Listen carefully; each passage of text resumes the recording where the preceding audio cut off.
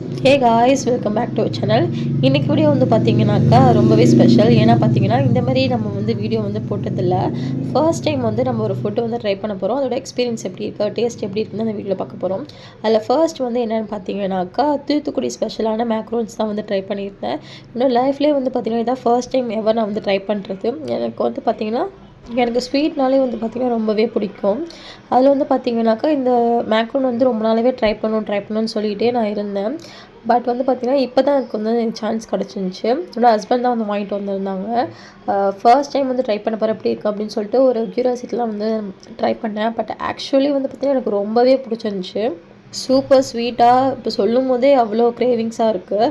செம்ம சூப்பராக இருந்துச்சு. எப்படி இருந்துச்சுன்னு பார்த்தீங்கன்னாக்கா, நம்ம ஜவு மிட்டாய் சாப்பிடுவோம்ல, நாக்கில் வச்சா அப்படியே ஜவ்வுன்னு கரைஞ்சிரும்ல, அதே ஃபீலிங்காக தான் இருந்துச்சு. செம்ம சூப்பராக இருந்துச்சு. அந்த எக்கோட ஃப்ளேவர் வந்து கொஞ்சம் கூட வரவே இல்லை. செம்ம சூப்பராக இருந்துச்சு.